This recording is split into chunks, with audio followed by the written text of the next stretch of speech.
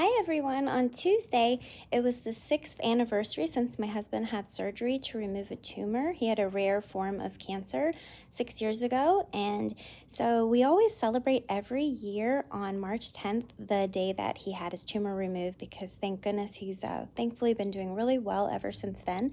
Every year I surprise him with a new dessert, and this year I'm surprising him with a chocolate cheesecake by Preppy Kitchen. If you haven't watched that video, it's really awesome. And they used Oreos for their crust, but I used Thin Mint cookies, the Girl Scout cookies, because we happened to have some boxes from some kids who sell them in our neighborhood and we were supporting them.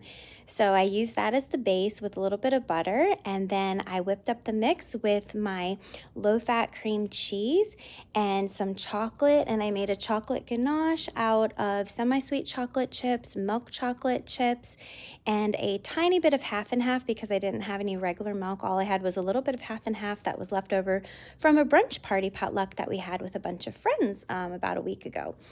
And then you're gonna put everything in your cheesecake pan, cover the bottom of your cheesecake pan with several layers of aluminum foil, and then I'm gonna put it into this baking sheet and fill it with boiling hot water, just a couple of inches in the bottom. It's supposed to help prevent cracking, but sometimes your cheesecake still cracks anyway. Mine ended up forming a couple tiny cracks, but thankfully it was nothing too bad, and I'm going to put a chocolate raspberry ganache on top, so it won't really matter anyway. I allowed my cheesecake to cool in the refrigerator for several hours, and then the other half of my ganache that I added into my cheesecake batter, for the other half, I mixed in some delicious raspberry jelly from Trader Joe's. It's so good. And I mixed that in with the chocolate because my husband loves raspberries. They're his favorite berry.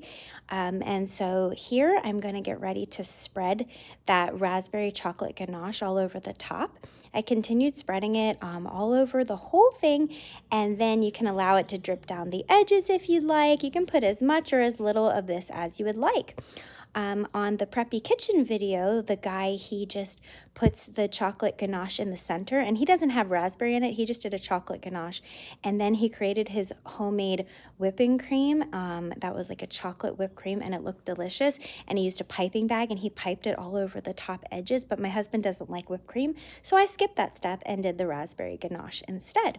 And then I made him a cute little sign to surprise him for when he got home from work, and I put all these sweet little positive affirmations on the table, just things that reminded me of him, how strong and sweet and capable and caring and loved that he is. I hope that all of you have a wonderful day and try making this cake. I'll put the recipe.